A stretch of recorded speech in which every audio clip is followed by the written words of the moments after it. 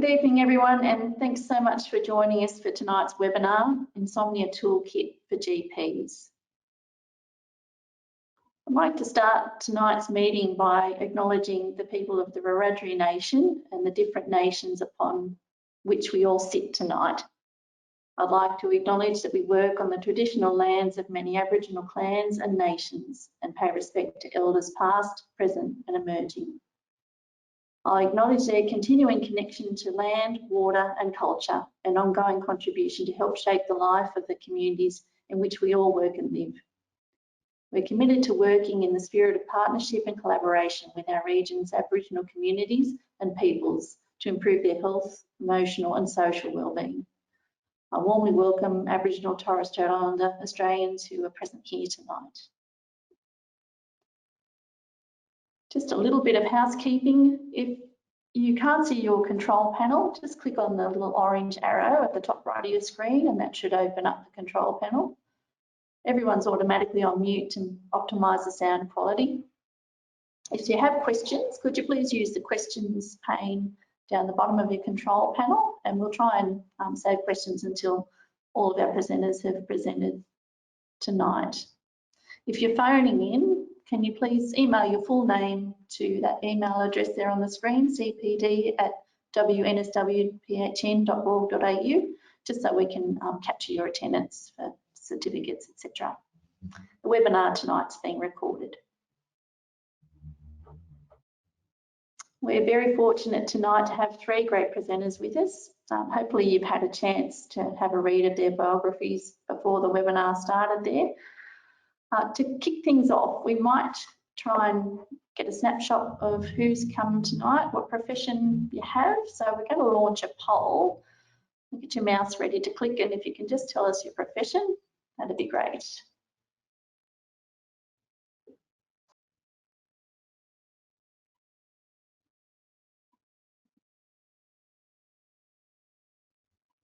Give it a few more seconds there.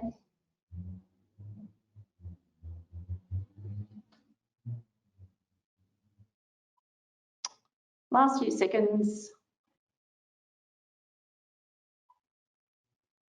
Okay. Let's have a look who we've got here tonight. So mostly GPs and registrars. Okay, some nurses, 20% nurses, 10% pharmacists and 3% physios. So an interesting mix for tonight.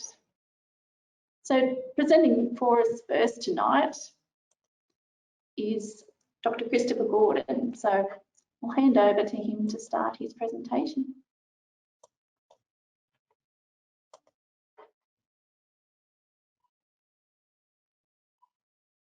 So thank you everyone for the opportunity to speak to you all tonight. We're obviously very passionate about our insomnia research, and any opportunity to promote this is very welcome. Along with my colleagues, Professor Bandana Saini, who is a pharmacist researcher who specialises in sleep, and Associate Professor Delwyn Bartlett, the leading sleep psychologist in Australia, will provide an update on insomnia diagnosis, treatment, approaches in primary care. And I also wanted to mention that my team has developed SleepFix, a insomnia therapy app that uses sleep restriction therapy that's a strong evidence base to treat insomnia, and it would sit very well in primary care. And I think there's a slide at the end to talk about a study we're running, so if anyone's interested, I'm happy to hear from them. So the recognition of sleep disturbance and by inference insomnia and its effect on disease has been medically recognised for millennia. Hippocrates refers to sleep 14 times in his aphorisms, and he mentioned insomnia, that the sleep and wakefulness, both of which when in moderate constitute disease. And there's a lovely reference on the right hand side from the BMJ in 1984 entitled Sleeplessness, and I've underlined where it says the hurry and excitement of modern life is quite correctly held to be responsible for much of the insomnia we hear today. I actually think that's probably just as relevant today as it was back then over 100 years ago. So with the epidemiology of insomnia, there's emerging evidence across a range of countries about it's prevalence that is increasing, and it's particularly increased during the pandemic, and there is a title for it now, it's COVID-somnia, but it also increases across the aging lifespan. And these data are from studies with 20,000 people in the population over 15 years, and they're from a range of different countries. We know that in Norway, there was a study done in general practice, and it showed that hypnotic use had increased from 7 to 11% over a 10-year period. But there was also an increase in insomnia during that period as well. Similarly, a study by Bornvian in 2017 showed that insomnia rates in general practice to be 53%. I'm not sure that's exactly right because there was a potential bias in that study, but nonetheless, it shows the prevalence of the disorder. And finally, Charles Morin, who is the leading insomnia researcher in the world, looked at insomnia across a number of years in Canada and found that 70% of patients with insomnia had persistent symptoms, and that 46% of that insomnia was persistent over the course of 3 years. So untreated, it doesn't remit. As I said before, and this is data from Australia, from the Mental Health and Wellness Survey, and it shows very nicely that there's this increase across the lifespan, and that there's difference in a ratio between males and females. And we see in both clinical and research that there's about a 2-to-1 or 3-to-1 ratio with males, but it's also consistent across the age groups as well. And as I was saying before about the prevalence, if we nail it down, it's probably sitting in the order of about 10% of adults that have chronic insomnia. And I've got a slide or two about what I mean by chronic insomnia, because there is some nosology differences, and that affects the diagnosis of it. And that's why there's differences in the rates of insomnia in different countries according to the way it's classified. But nonetheless, that 10% equates to about 1.8 million Australians. And if you look at people that have insomnia symptoms, the broader classification, that increased to about 1/3 of the population. And I just wanted to contrast it with obstructive sleep apnea, which we know is highly prevalent, it's treatable, and sometimes more recognisable than insomnia. But insomnia of the chronic variety is 3 times more prevalent. So in practice, presumably there's going to be a lot more insomnia than there is obstructive sleep apnea. Specifically in general practice, and this is data from our group, and I'd be happy to have a discussion with this because some people have said to me that this is overstating the problem. But nonetheless, there was a study conducted by our group that showed 20% of people with insomnia used medications within the last 2 weeks, and this was taken from 9,000 adults Australia-wide. Similarly, we've found that 95% of people attending general practice for insomnia were prescribed a sleep medication, and I'm sure Bandana will talk about that more.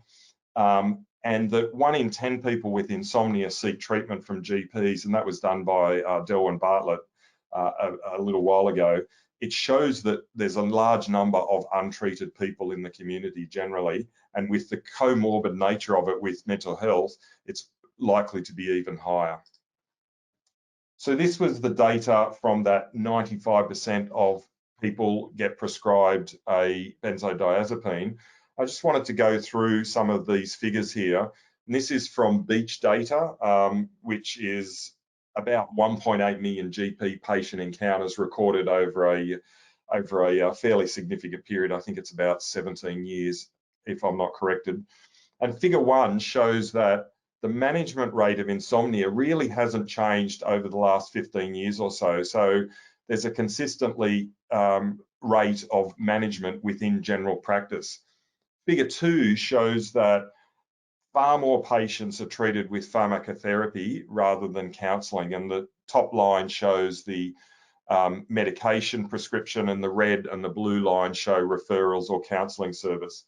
And finally, and I won't go into this, Professor Saini will talk about this more, but you look at the types of medications prescribed, and by far the overwhelming favourite is temazepam, and that's been pretty consistent across that 15-year period. The other thing about insomnia is it's expensive, and the expense has been estimated to cost about $11 billion annually in Australia. This was from a study that was done back in 2017. And most of those costs are related to workforce productivity. So about 70% of those costs are related to decreases in workforce productivity. But overall, it's about 11 billion. And if you include the broad definition of inadequate sleep, it blows out to about $66 billion per annum in cost to the Australian public and government. So this is a big problem, not just from a public health, but from a cost perspective as well. Now, in terms of insomnia's comorbidity and mortality risk, sorry, this slide's busy, but essentially I'll summarize it to say that there's accumulated evidence that highlights the real risk of insomnia with disease. And the 44,000 case control study was done from Taiwan, from a large cohort that's been followed there. And they showed an increased risk of acute myocardial infarction and stroke associated with insomnia. And then if you look at the short sleep variant, which is people with this insomnia diagnosis who sleep for less than 6 hours a night, there's an even greater risk of things associated with mental health, particularly anxiety and depression, diabetes, hypertension, and others. Now, much of the problem is related to the fact that the diagnosis of insomnia keeps changing. And this slide here talks essentially about the differences between DSM-4 and DSM-5, but I've also included the International Classification of Sleep Disorders, which is started in the 1990s, and there's been variants of that over the years as well. Unfortunately, the third version and DSM-5 match quite well now. And essentially what happened was that the DSM-4 made a distinction between primary and secondary insomnia, and that has now changed to being a primary disorder. And it consists of difficulty initiating sleep or maintaining sleep or waking too early, with a daytime impairment that's not attributable to anything other than the sleep for at least 3 nights a week for 3 months. The problem we have in terms of clinical management and research is the fact that the insomnia pathophysiology is not well known. This is what we call the 3P model, and it's the predisposing, precipitating, and perpetuating factors. This was developed by Spielman and colleagues in 1987, and it essentially says that people have a predisposition to insomnia, behavioural or genetic. There's a precipitating event that triggers the insomnia, and then there's perpetuating factors that turn it into a chronic condition. Now, what we've found, both us and others in research, that there is this physiological hyperarousal which relates to a 24-hour, both psychological and physiological hyperarousal state, which is evidenced by changes in the sleep EEG, and we see increased activity across that. We also see changes in parasympathetic tone before and after sleep, and many other aspects that relate to this physiological hyperarousal. But the problem is we don't understand where this derives from. We know a lot from case control studies that there's altered brainwave activity, as I suggested, that we have a reduction in brain metabolites, particularly GABA, and that there's reduced activation in brain regions. But finding why this occurs has not been figured out yet. And essentially what the more recent research shows is that cortical regions can be both awake and have a sleep during sleep. And so you have this non-traditional view that sleep and wake are independent global states, when in fact they can coexist. And we term these islands of wakefulness, and they typically occur during non-REM sleep. We don't see them as much during REM sleep. And the idea now is that the locus coeruleus, which is the primary site of noradrenergic synthesis in the brain, in the medulla, in the pons, has widespread projections, and particularly to the key sleep regulating sites, the cortex, the amygdala, the hippocampus, and the forebrain. And the idea now is that during sleep, in a person who's a healthy sleeper that the locus coeruleus is actually quite quiet during sleep and particularly silent during REM sleep. And what we're thinking now is that the people with insomnia have an increased or a hypersensitivity of the locus coeruleus that's driving that noradrenergic stimulation to the sleep regulating areas, and that's underpinning the neurobiological basis and the hyperarousal. So with that, I'm now going to hand over to Professor Saini, who's going to discuss the pharmacological approaches to insomnia. Thank you.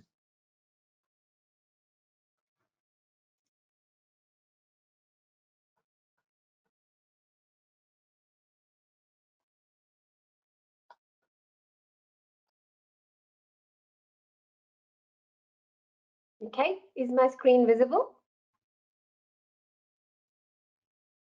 Sorry, do I have to hand it over or are you doing it, Liz? That's okay. So we can see Bandana's screen. We just need to click on the PowerPoint presentation, Bandana. Okay, done. All good? All good. Fabulous. Thank you so much. I'm going to pepper my talk by saying up front that really sleep is obviously a physiological aspect, but it's also a behavior. And therefore, behavioral, approaches to initiating treatment for insomnia should take primacy, even if they are accompanied by, providing prescriptions or medications. So I guess Chris has already provided a little bit of a background to the different models for why insomnia develops. And I think that from a pharmacological point of view, sedatives, hypnotics, and soporific drugs that are used to treat sleeplessness arising from insomnia usually affect different sleep and wake promoting pathways in the brain. And as Chris has already alluded to, we do have an increasing understanding of these particular sleep and wake promoting pathways. For example, in this particular paper by Saper that was published in Nature quite a few years ago, clearly there's a point out to different ascending arousal pathways. So these are wakefulness pathways, and I'm talking more from a pharmacology point of view here than a pathophysiology point of view.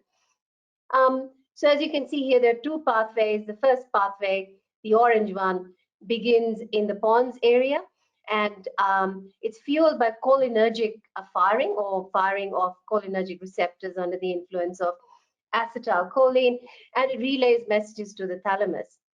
The other areas also starts in the pons from the locus coeruleus, as Chris already mentioned, and then this particular pathway travels across the hypothalamus and traverses into the upper echelons of the brain, for example, the cortical regions.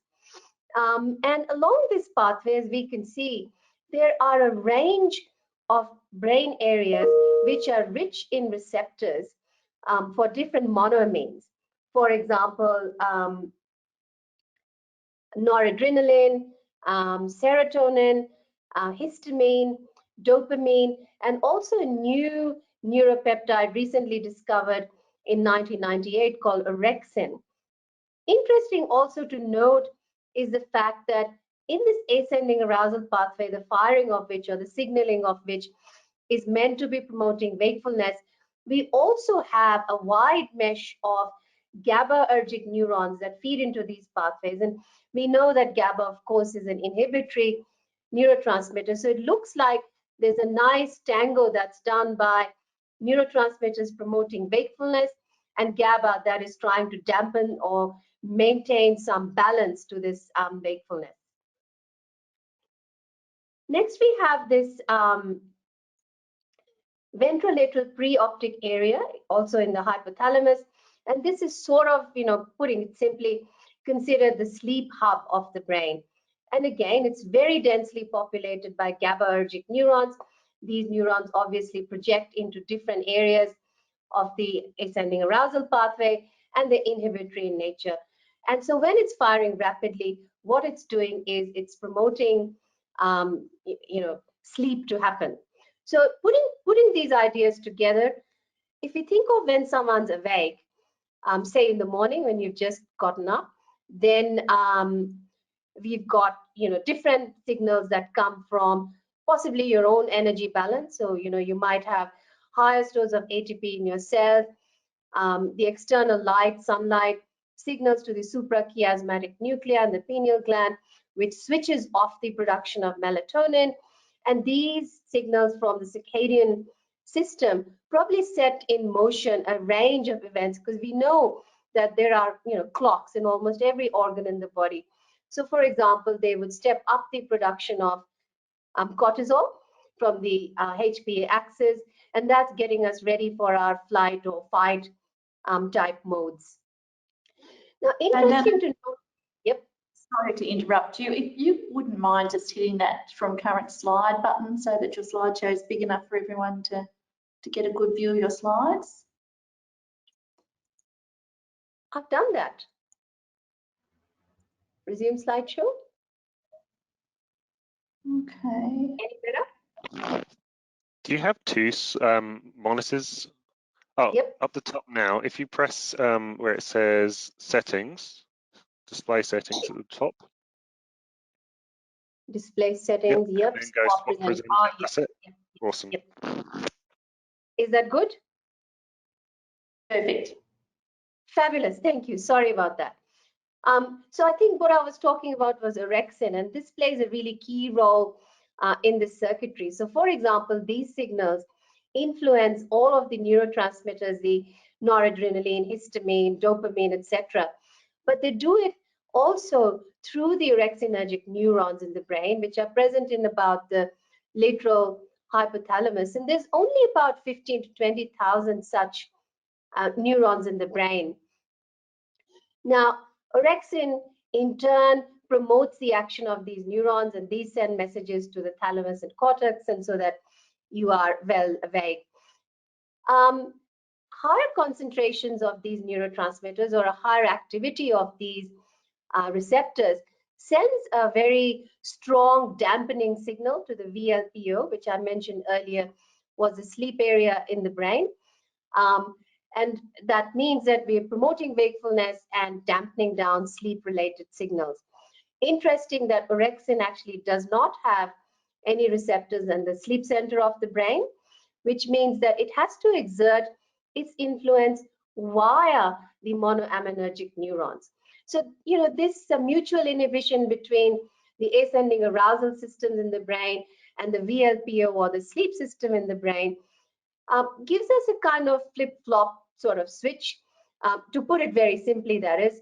So we're, asleep or we're awake, and orexin kind of serves as the stabilizer. So it's the finger on that switch. So when the finger is pressed, one is awake, and when that finger is taken off, then you're not necessarily getting those signals to be awake. And it's interesting to note also that the stability that this particular third-party orexin system provides also possibly helps us to have more sustained and stable, generally speaking, sleep and wake states. So we're not falling asleep in the middle of doing something quite urgent, like driving or giving a lecture, for example. And in a way, people who have narcolepsy have a very attenuated orexinergic drive. So this shows us the importance of orexin, which is also implicated not only in wakefulness, but also in feeding behavior. So I guess it's more watch the space for what orexin can do. At night, all these signals reverse. So for example, energy balance goes to zero. The circadian system starts to signal for melatonin production to be switched on. And when all these things happen, then the wake promoting signals that orexinergic neurons pass on to the ascending arousal pathway are dampened. The VLPO becomes far more active, and it poses a strong dampening signal, causing the brain, I guess, to be in general in a state of sleep. I presented this simple model because to me, the current array of drugs that we have to treat insomnia work in one of these four pathways. they will either affect the neurotransmitters or these receptors, the monoamines, or they will dampen the orexinergic transmission or firing of these receptors. They might upmodulate melatonin production, especially close to the times that people need to sleep, or it might really step up the GABAergic activation in the VLPO centers. So I'll quickly pass on to the different drugs now. Benzodiazepines are one of the most common medications that have been used conventionally for the treatment of insomnia. Benzodiazepines actually work on GABA receptors in the VLPO center, where there's a preponderance of GABA A-type receptors. And GABA A-type receptors look like this. So they have a pentameric unit, and they might have subunits like alpha, beta, or gamma. Traditional GABA would sit between alpha and beta subunits, but benzodiazepines kind of sit between alpha and gamma unit. And the role of benzodiazepines really is to potentiate or enhance the inhibitory actions of natural GABA. So they activate the VLPO for more firing. If you look at what they do to sleep architecture, it is true, and this evidence is there from our long experience with clinical trials with benzodiazepines, that they do decrease the onset to sleep. They do increase total sleep time, maybe up to about 1 hour roughly, and they decrease the number of awakenings after sleep. But they possibly do that at the cost of deep sleep. So they decrease the amount of time spent in slow wave or deep sleep, and they increase the amount of time that is spent in lighter stages of sleep. There are a whole range of benzodiazepines that are available and are used, but I think our general experience would be that temazepam and oxazepam, because they have shorter half-lives, so that means their effect should wear off after a night of sleep, are the more common ones used. So although they are effective in terms of managing the symptoms of insomnia, the issue is that GABA receptors are ubiquitous in the brain. And so GABAergic drugs such as benzodiazepines will have a wide-ranging adverse event profile. And indeed, they cause blurred vision, dizziness. They can change how motor tasks are being coordinated. They can change centers in the way postural sway occurs in people, particularly older people. So they sway more when they walk if they're using a benzodiazepine. They can change how memories are consolidated, so anterograde amnesia. And they have been implicated in pharmacoepidemiological studies with the risk of developing dementia, and of course also linked with mortality, etc. But I think one of the key downfalls, despite their effectiveness of benzodiazepines, is their ability to create dependence, both physical and physiological. Also, the tolerance to their sedative actions happens in about 2 or 3 weeks, and therefore all our prescribing guidelines clearly suggest that because of the range of these side effects, which likely happen with longer, more chronic use, and also the risk of dependence and tolerance, that the upper limit of use of benzos should be only about 4 weeks, so 2 to 4 weeks. And of course, you would avoid them in older people, use lower doses. And with all sedatives, I guess there's always a warning to carefully consider use with other CNS depressants, for example, alcohol or other drugs. So the next class of drugs I wanted to talk about was Z drugs. Now, Z drugs are also benzodiazepine receptors. They're just called differently because they don't have the same molecular structure. They work in exactly the same way on the same kind of receptors, although when they were initially put to market, it was thought that they would be better than the benzodiazepines because within the GABA A receptor, I mentioned the alpha subunits. Now, there's different subtypes of these subunits. So for example, alpha 1 subunits mediate sleep. Alpha 2 might mediate anxiolytic or muscle relaxing effects. And zolpidem at appropriate doses is more specific for alpha 1 subtypes, which means more specific for the sleep mediating effects. Alpha-1 also mediate addiction though. And it was thought, okay, well, if we can create these drugs with a shorter half-life, so they won't have the same hangover sedation effect on driving the next day. Unfortunately, with experience, even though, again, like benzos, these drugs are effective at decreasing sleep onset latency, increasing total time spent in sleep, or decreasing time spent awake after falling asleep. So they're good in those aspects, but they have the same profile of adverse events that the benzodiazepines have, including the risk of developing dependence and developing tolerance to the sedative effects. And strangely, as you might have heard of zolpidem being implicated in many legal cases, one of the side effects that emerged in pharmacovigilance studies was really these bizarre or complex sleep behaviors, for example, sleepwalking, talking, sleep driving, etc. And therefore, again, like the benzodiazepines, whilst they're perfectly effective and can be used when needed for short term, their use should really be limited to about 2 to 4 weeks. And the same precautions, lower doses in older people.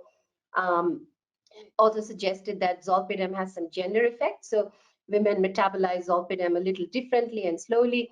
So doses should be lowered in women and not to be used in children. So similar profile really to the benzodiazepine drugs. And I think there are also private prescriptions, although zopiclone does have an RPBS prescription level. A quick note, there's lots of very good information on how to deprescribe benzodiazepines, and these can be found at the RSEGP clinical resources or clinical guidelines. But the general principle is that people should probably reduce their benzodiazepine or Z drug dose 25 to 50%, possibly each week, or you can increase the number of weeks through which it's reduced. You can also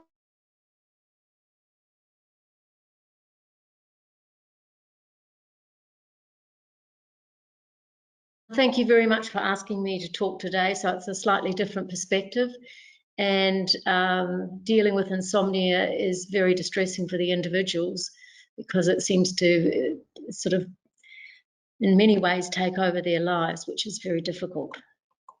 So how do we move on to the next slide? Okay, great. So really the most important thing is a term that I have used a lot, which actually comes from Professor Dan Bicey, and he always talks about, and he's done a tremendous amount of research in terms of insomnia treatments, but he talks about how we really need to be treating the wired and tired. And so the key factor really is that if you have somebody who is very sleepy as well as having insomnia, the most important thing really is to look for another sleep disorder such as obstructive sleep apnea, restless legs, depression.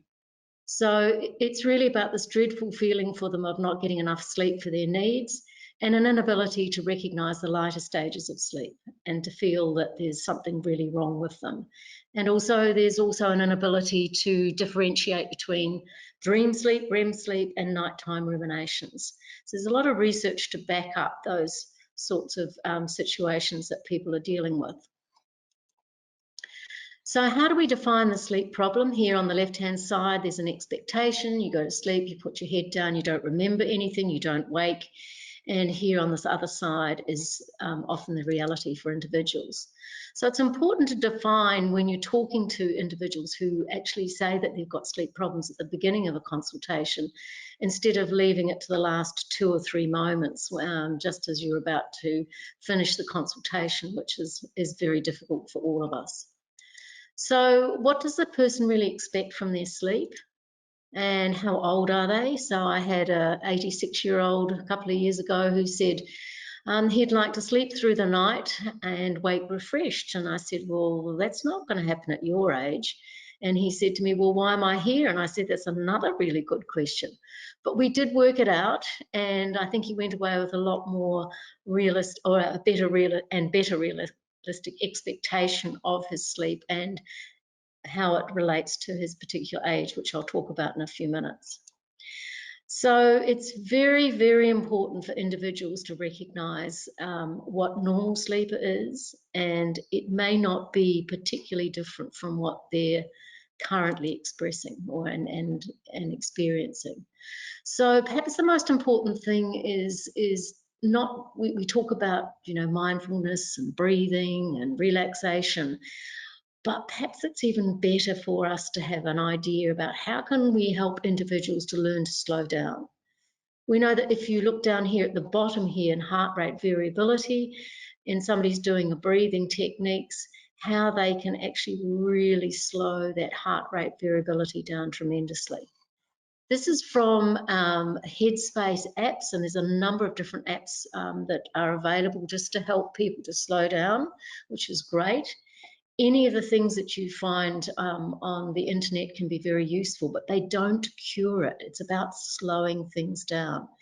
And just more recently, Headspace, you know, on Netflix have put out a little vignette, which is actually excellent. So please, you know, send some of your clients, patients there to some of those sites, because it's a good starting point, because we really want to improve somebody's sleep from the bottom up. So it's also to be very aware of the recognition of body responses. You know, if you're feeling stressful, do you find that you've raised your shoulders? Is your chest tight? Have you got a, you know, is your stomach churning? What are some of the things that are happening for the individual? And with any of these techniques, it's important to stress to individuals to get them only to do what they would like to do, but it requires practice. It's not something you just do before bed. It's to, when you're at work, you're rushing around and you give a big mother sigh. You know, what do you need to do to just give yourself 30 seconds, a minute, just to slow down a bit more? Colin Espy's done a lot of work about a stepped care model, and this is where some of our apps that Chris has talked about before will come in and be very useful, the Netflix, Headspace apps and stuff. So it's about how we can use the technology that we have these days to really work on this whole stepped care model, that we can give cognitive behavioural therapy, or at least behavioural therapy at a low level that can actually shift somebody's perspective about their sleep. We may get then small group ways of training or retraining individuals, and that really what we need at the top then is somebody who needs expert help because they have a very complex problem to deal with. So what's important here is to stress those things, that we cycle through all the stages of sleep every 90 minutes. The range is 70 to 100. Black is awake, so young, healthy individuals will wake 2 to 3 times a night, but they won't necessarily remember it. Black is awake, green is asleep. And we spend 45 to 55% of the night in this relatively light sleep. And this is a big change here in this very, very light sleep of N1, where we spend 5% when we're young and healthy. But as we age, that becomes greatly increased, which gives the sense that you're awake, but you're not asleep, but that's how you sort of feel for most of the night. Now, when you've been asleep about 25 to 35 minutes, you go into slow wave sleep, deep sleep. And this is when the brain rests, the body is active, and children secrete a huge amount of growth hormone during this time. Adults secrete a smaller amount to really just repair damaged cells. Children will walk, talk, and have night terrors in this stage of sleep.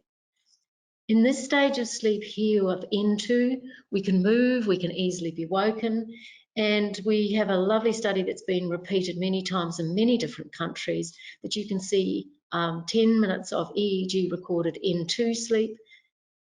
If this insomnia person is sleeping in the lab, you go in there, touch them on the shoulder, ask them whether they're awake or whether they're asleep, and most people will say they're awake. So this is the wired and tired part. And then individuals will go up here and they will have a tiny little bit of REM sleep, and it's the opposite. The brain is very active, but the body's semi-paralyzed, so the individual doesn't wake up. And here you can see this is the most of our slow wave sleep that occurs in the first 3 to 4 hours. It's very common to wake after the end of the second sleep cycle, about 3 hours. Very common to wake between 2 and 3, and for some people when they wake then, they wake wired and they feel as though they can't go back to sleep for the rest of the night. And this requires a lot of retraining, better understanding, and learning to let go and let sleep happen again. And then there's, even in a young person, another wake towards morning, whereas the second half of the night is increasing REM, light sleep and more very light sleep and more wakes. So waking is normal. And again, it's what happens during that wake. But by the time we get into our 70s, as you can see here, there are many more wakes. You can see that there's a huge increase in N1, which is that very light sleep. N2 sleep is probably much the same, but there's more rapid cycling between wakefulness, very light sleep, very light sleep, light sleep, deep sleep. It's reduced. And so these are the normal sleep changes that go with age. So I'm a big fan of Lunik, even when he gets himself into all sorts of political little battles and innuendos, but he really sums up what it's like for so many people when they wake in the middle of the night. You know, while you're sleeping, all meaning has collapsed, now only darkness exists. The poor little plankton of the night has been swallowed with a great whale of doom. And if you follow it through, by 8 o'clock at a prayer, the cup of tea rises to your lips, the bird sings, and the whale of doom is now a sardine on toast. And things are usually much better in the mornings, but it's pretty tough in the middle of the night. So that's a lot of the retraining. So we want to link bed with good sleep. You go to bed when you're comfortable, tired, and yet the media are always saying, go to bed at the same time, get up at the same time. No, get up at the same time, but go to bed when you're feeling comfortable, sleepy, tired. That you feel safe in bed. And that bed's for sleep and it's for sex. And it's very interesting too about some of the connotations around insomnia, personal relationships. It can often be used as a means of avoiding certain aspects or intimate aspects of relationships. But it needs to be a place of letting go of the day and not worrying about tomorrow. So we don't really want this situation here where I'm not sure whether he's seen a ghost or what's happening, but you do want to stay awake at work and you don't want your day starting backwards. So again, going to bed when you're comfortable, tired, we talk about if you haven't been asleep within about 15 to 20 minutes, then you must get up. Well, if you get in bed and you're feeling comfortable, just see what happens.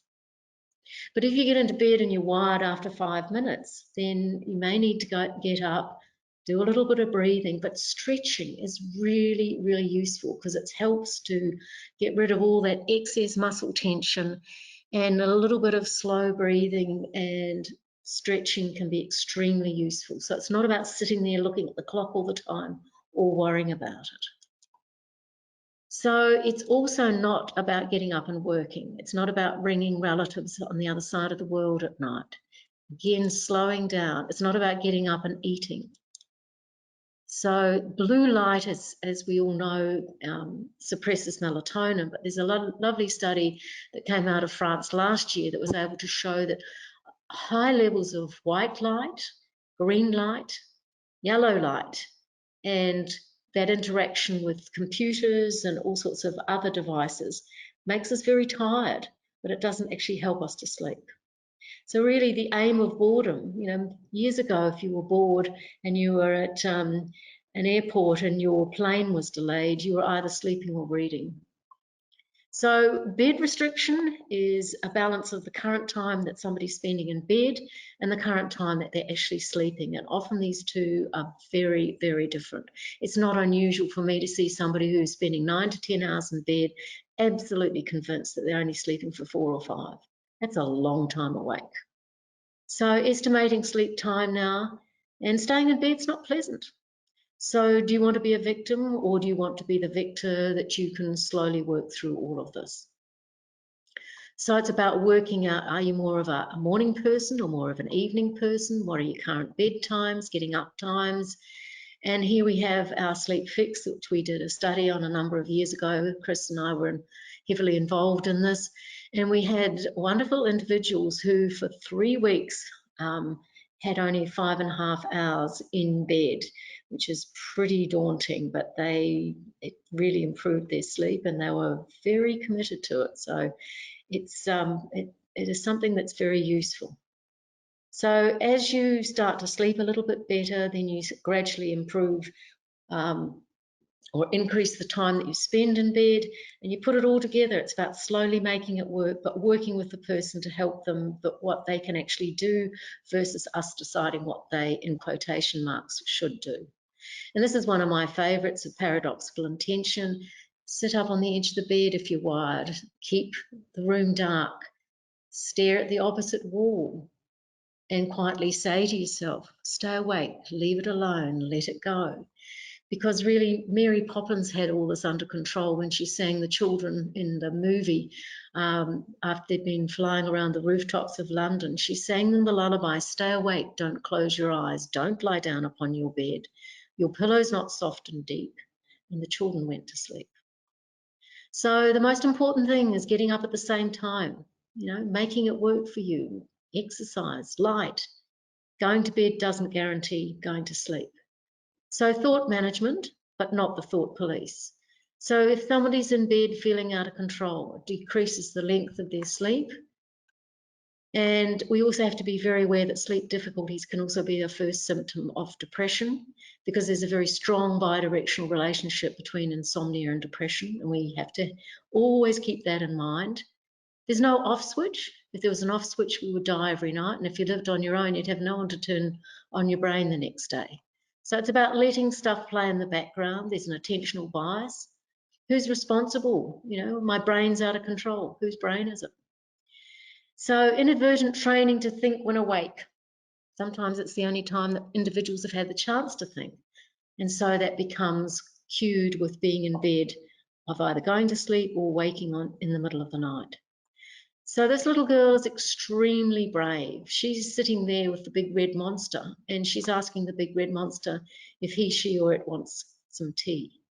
Because we can't get rid of our fears, but we need to learn to live with them, and not sleeping is a very, very difficult fear. So I also spend a lot of time talking about the role of the amygdala and the hippocampus. So the amygdala is our it's our alarm system, our smoke detector.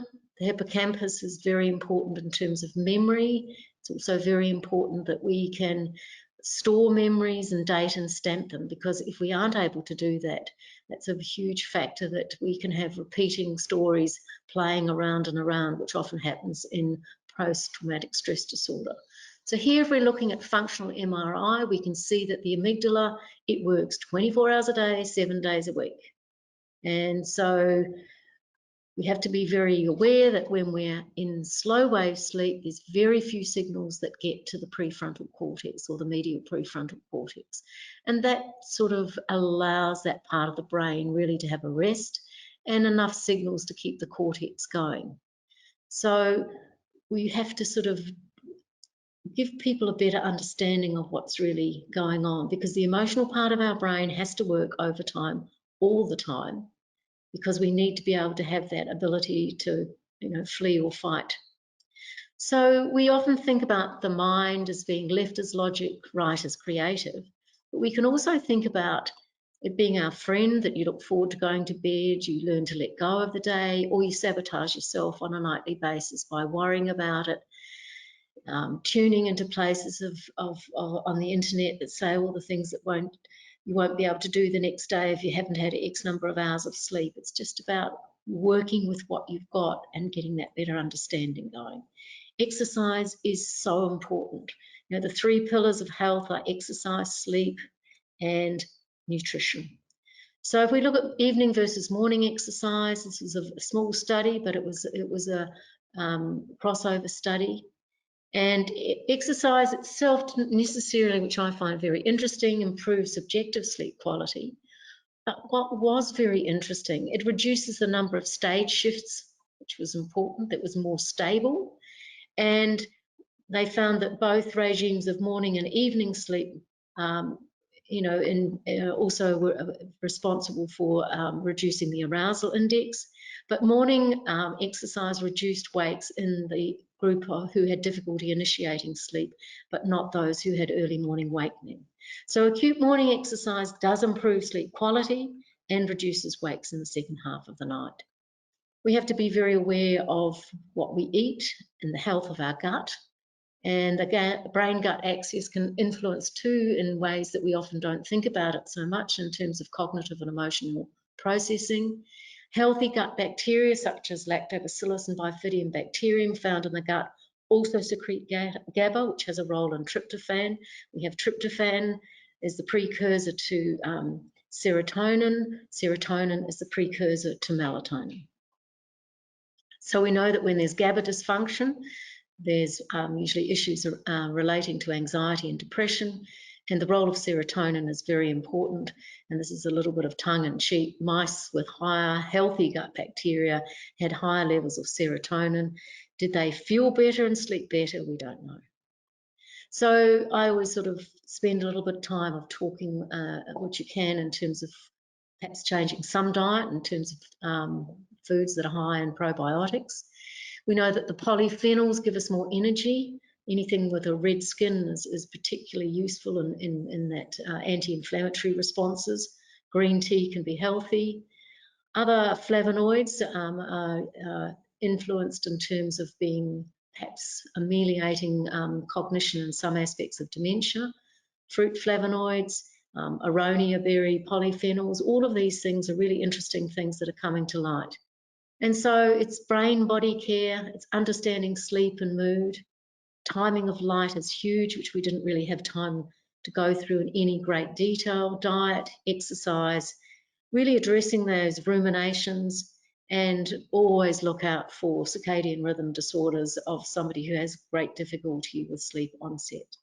And thank you very much for this time to present this work.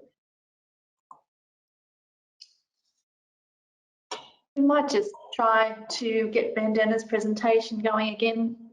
Again, apologies everyone for losing that. Thanks, Bandana. Right, I'm back.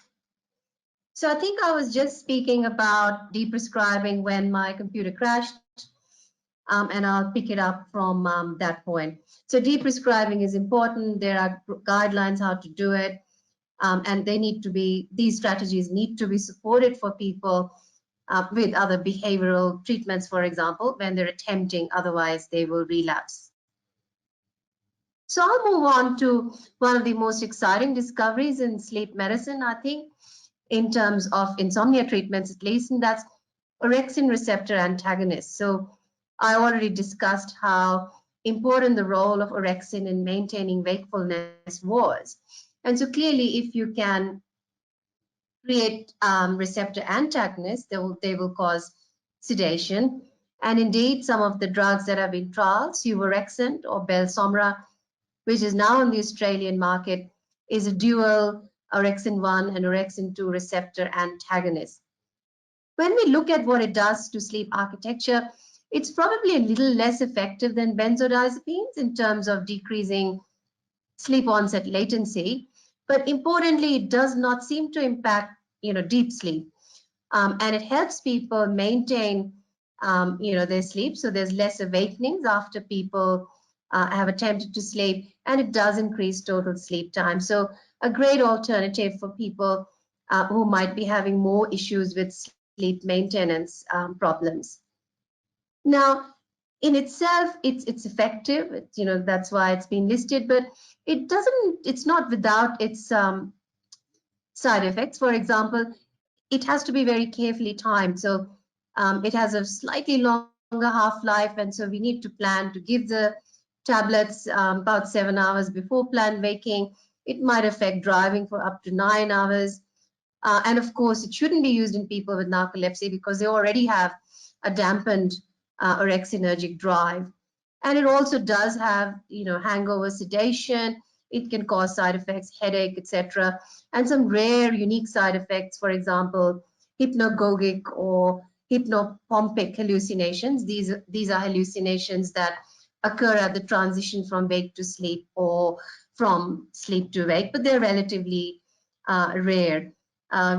Slightly lower dosage, so it comes in 15 milligrams and 20 milligrams.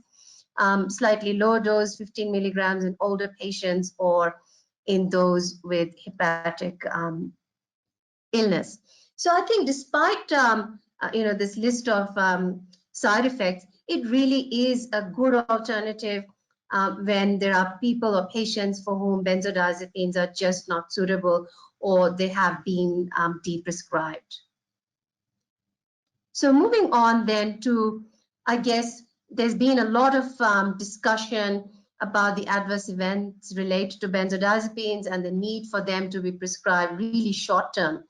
And over the last 20 years or so, we've had better, I guess, more selective antidepressants and antipsychotics. Now, some of them do cause sedation. And the idea, I think, has been that could we use some of these more sedating antidepressants or antipsychotics as sort of benzodiazepine sparing drugs. And indeed, I think although not well documented, we know that they are often used off-label. I won't go into detail because these are not drugs that have been tested in clinical trials for the efficacy of improving insomnia treatments, but just to name a few, there's amitriptyline, doxepin, this is a tricyclic antidepressant, mirtazapine, a tetracyclic one, agomelatine, a new one which works through melatonin receptors, and quetiapine, an antipsychotic.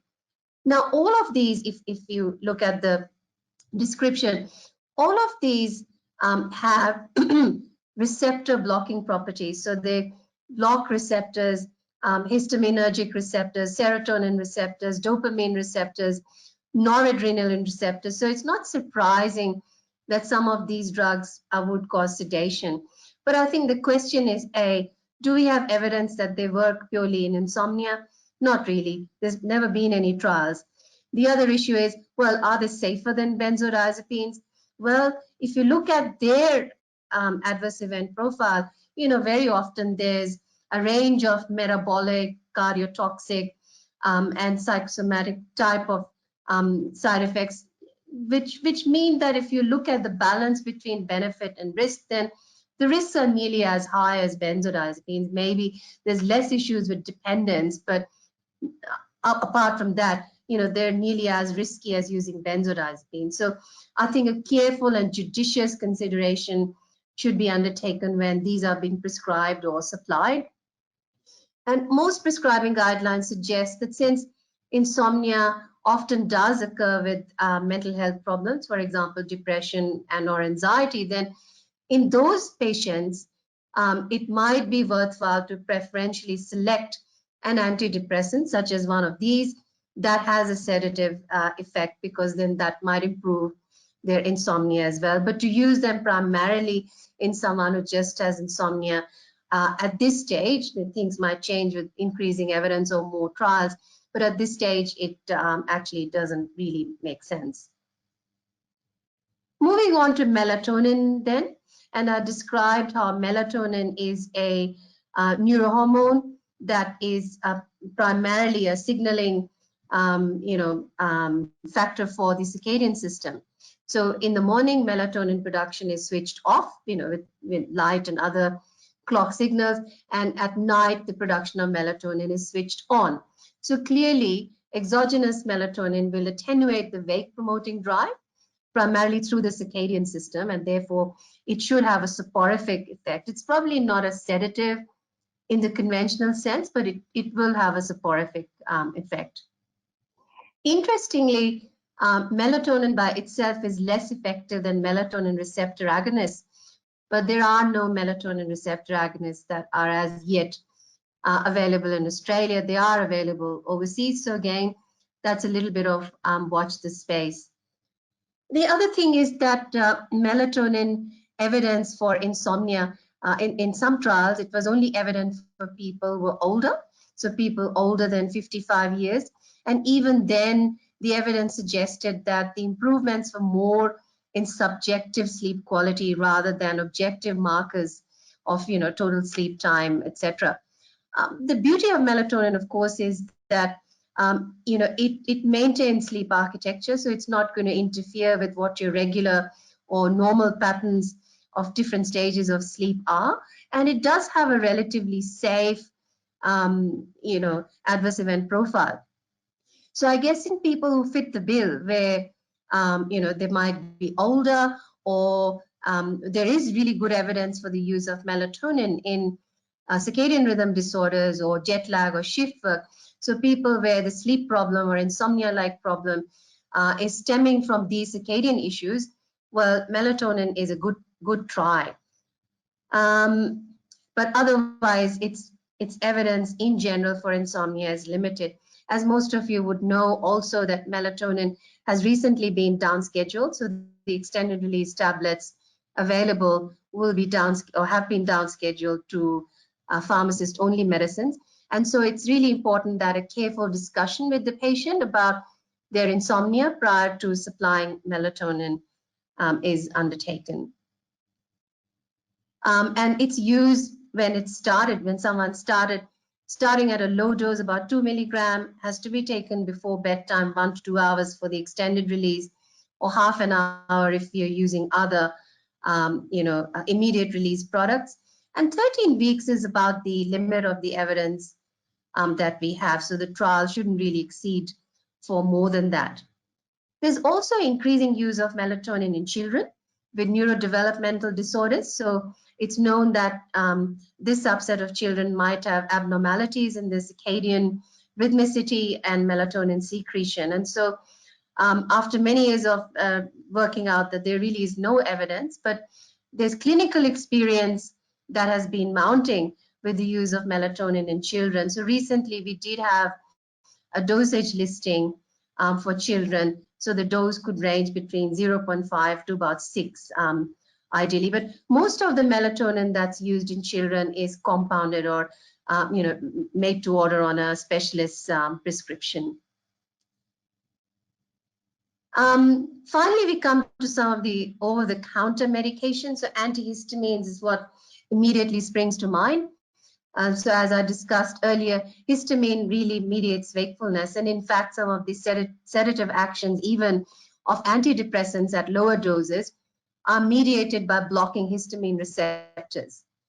The issue here is that the antihistamines that are available over the counter, they are not specific just to histamine receptors. So they'll also block cholinergic receptors or serotoninergic receptors.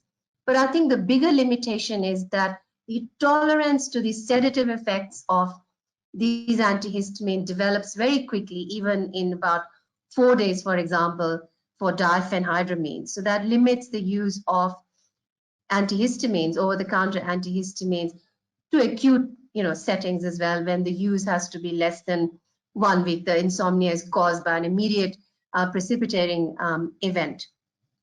There's also never been any good randomized trials that have tested the use of these antihistamines for their effect on insomnia, even though, of course, we know that they will cause sedation. As I mentioned, they're not specific, so they actually will have a range of different side effects. Worrisome ones are anticholinergic side effects in older people, or paradoxical stimulation, particularly in younger people, that's been noticed. So it's best not to use them in very old people or in very young people, and of course avoid other CNS depressants at the same time.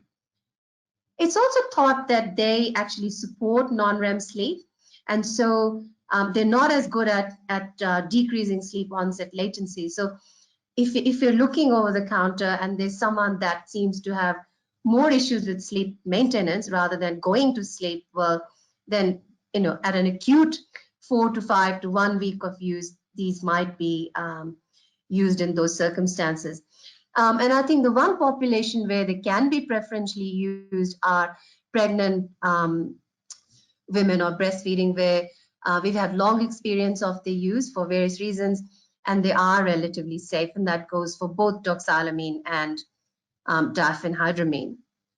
Recently, you might also have been seeing discussions and news about cannabidiol, so medicinal cannabis, CBD, which is a non-psychoactive component, going to Schedule 3. And what's been approved is doses of up to about 150 milligrams, and it's usually an oil-based capsule.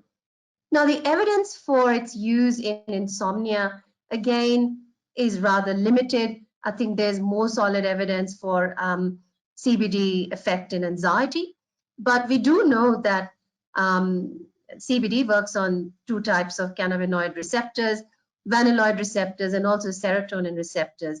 And we also know endogenous ligands, for example, anandamide, can actually improve deep sleep. So preliminary studies suggest that, okay, it may have a role in insomnia, but there's no solid evidence as of yet. And of course, there's a range of adverse events that you would know as related to CBD, for example, withdrawal, induced insomnia when you try to withdraw, increased sleepiness, dizziness, and of course, euphoria, paranoia, unmasking of existing psychosis with high doses, and of course, high doses may also be habit forming. So again, whilst it will be Schedule 3, and although there's no formulations at the moment available in pharmacies, but when they are, they can be used, but a very cautious use, a careful review and follow-up of patients who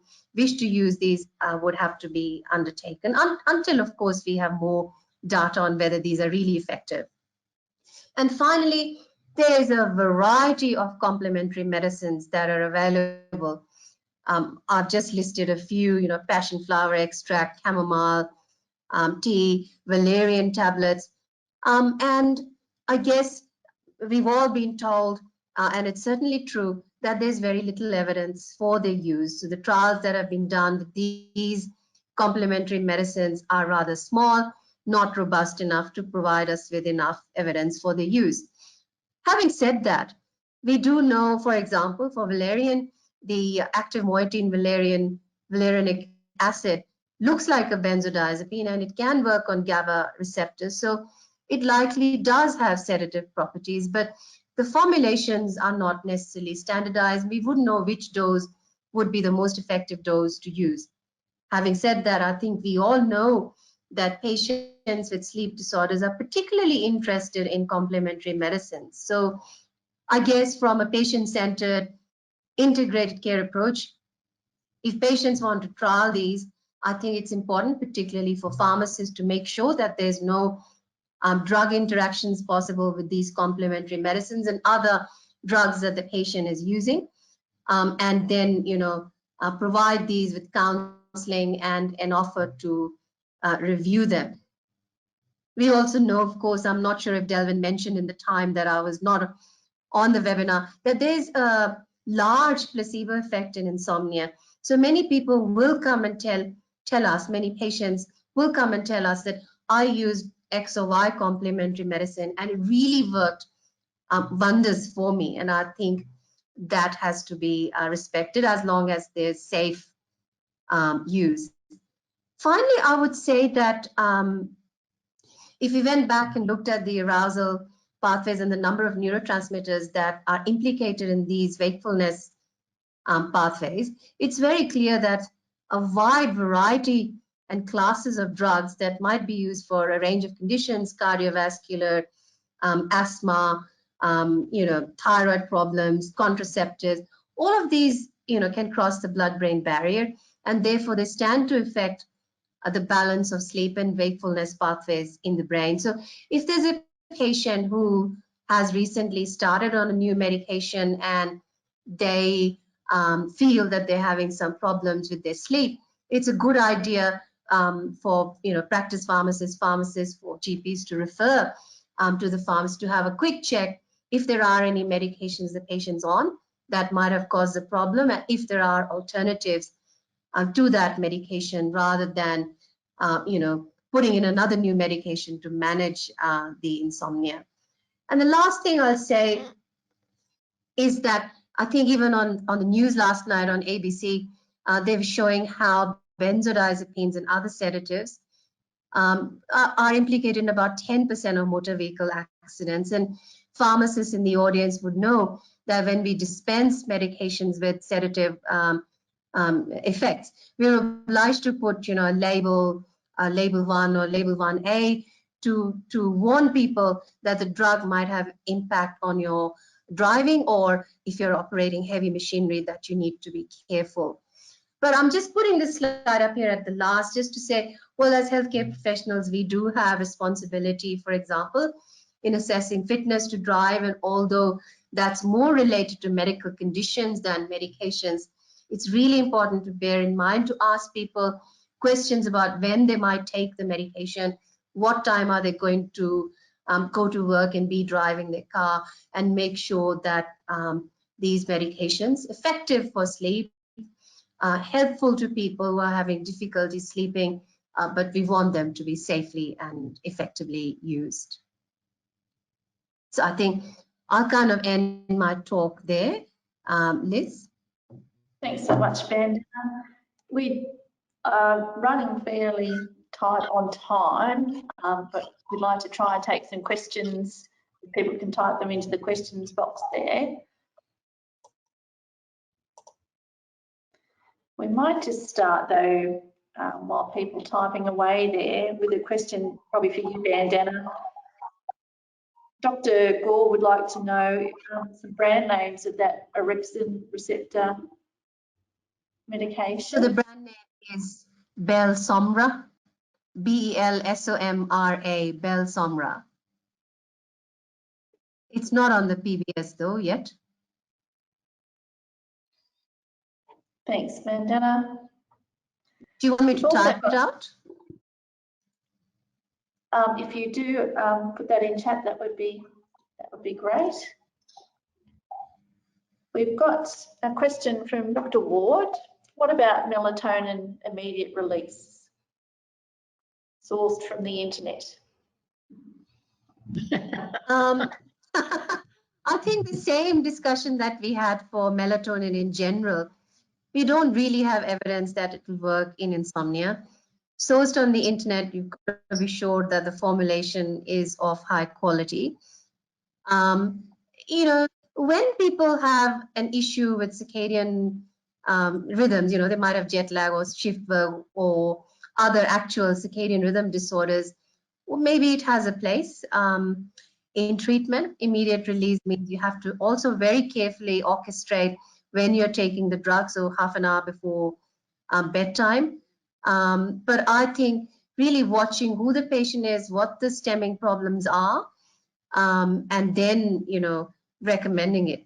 Having said all that, I have often found patients in the pharmacy that tell me they've used melatonin and it has worked wonders for them. Now, whether that's the placebo effect or, you know, there are subtypes of people with, you know, insomnia for whom it may work, we don't know. But I think a careful consideration before suggesting it to patients would be a good way to go forward with melatonin.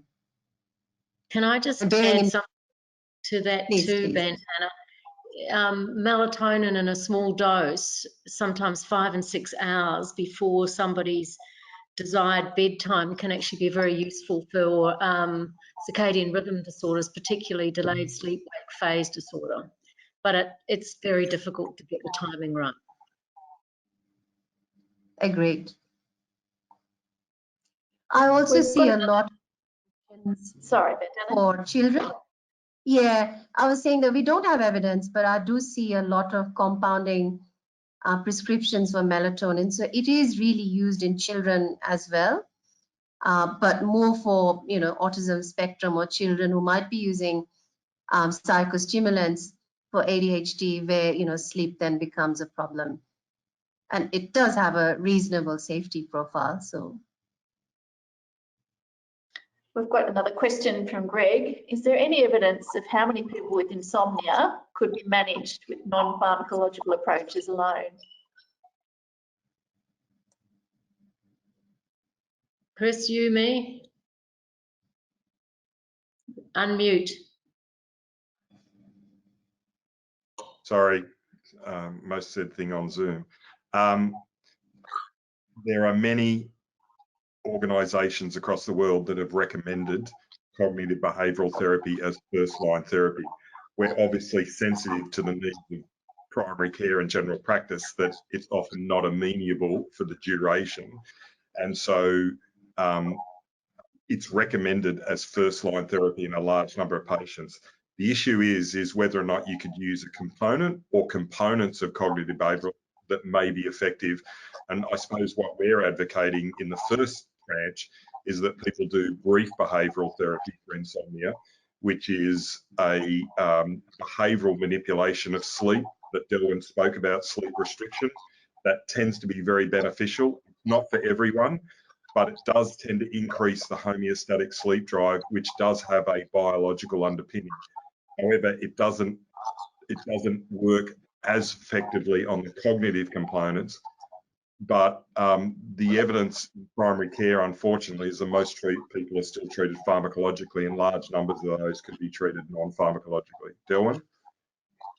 Yeah, and I think sometimes it's just a lot of people just need reassurance that it's normal to wake, that it's normal to have most of the night in relatively light sleep, and what are some of the other factors that are impacting on that. So the normality and the reassurance is very important, and just really stressing, don't spend lots of time in bed worrying and being awake.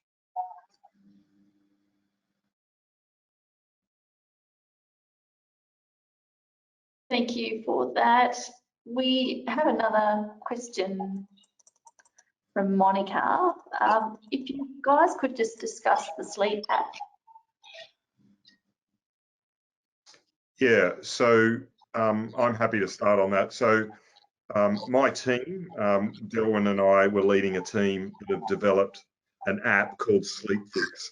And obviously, if you look on the app stores, there's a plethora of apps treating health and wellness. In fact, I've just had a PhD student finish, and she commented recently there's 350,000 apps. Now, that's just going to blow your mind trying to work out what's what. Out of those, there are 4 that have clinical trials evidence that support it, including one of ours. Ours is currently in a research modality, and we're about to release a new version of it.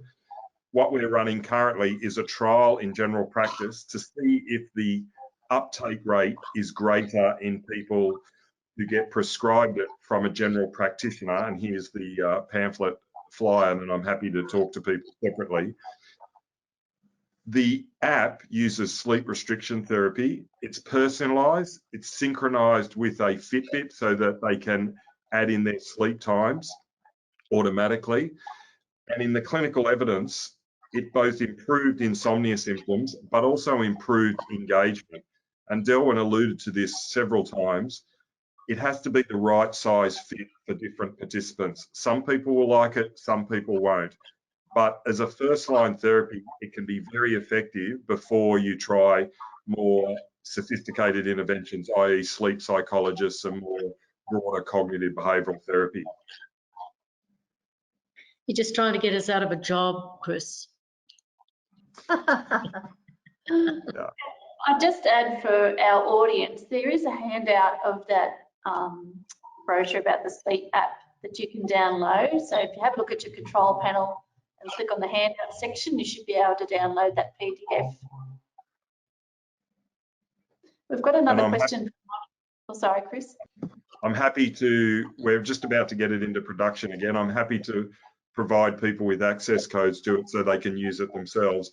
As Delwyn said, it can be a very daunting therapy because it's paradoxical. We tell people with insomnia to sleep less, and they say, no, I need to sleep more. But it's building up that sleep pressure throughout the day so that they get sleepy, mild sleep restriction essentially. They can fall asleep, they get somewhat consolidated sleep, and they re-establish the sleep-wake cycle pattern, which tends to be very effective. It's a very powerful driver of sleep change. And I think it builds up their confidence about their own ability to go to sleep, and when they wake, that it builds up their ability to think, I can actually go back to sleep, and waking is normal. We've got another question from Monica, who's a GP. She's inherited a patient who's in her 70s, and she's been on Mogadon for all her life. She's stable with no issues so far. Is it worth weaning?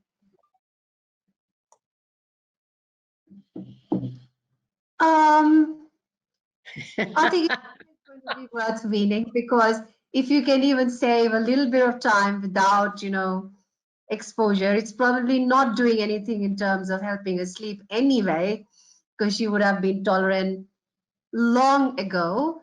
But I think in this case, weaning would be hard because someone's used to it for, you know, so much of their life, and it's better done possibly with some expert help from psychologists, and, you know, done at a very, very slow rate, if at all, you know, the patient is amenable, because the first thing is the patient has to want to be doing it. Absolutely.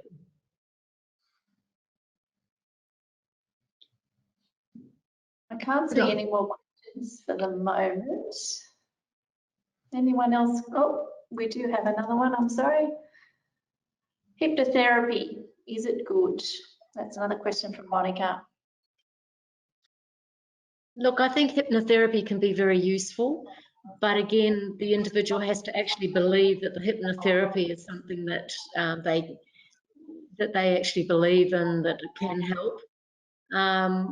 But again, the only thing that I say sometimes about hypnotherapy is that it's something that's being done to them. It's not something that they're actually doing for themselves and building up their confidence about their sleep and understanding it more.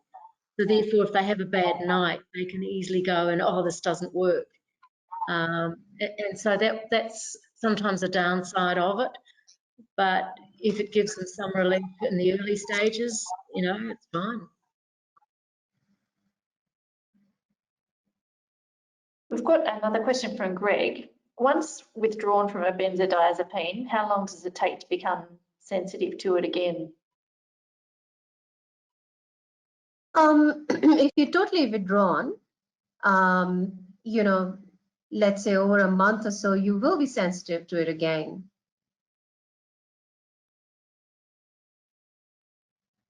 Because the tolerance is only because you achieve steady state of the drug in the body, and that happens in about 4 or 5 elimination half-lives. So after that point, you're tolerant in general. But if you washed out completely, and that washout has happened, let's say a month ago, so the drug is totally eliminated, well, using it again, you could potentially be sensitive to it again. I guess you're asking more for, if I use it for 2 to 4 weeks once, then can it be used again? It can be used again, but the danger is then, you know, the patient might get into a habit of needing or wanting to use it again and again, and ultimately they might not be able to withdraw easily. If we used in an emergency anyway, if, you know, in those situations, it's not a big deal to be used again.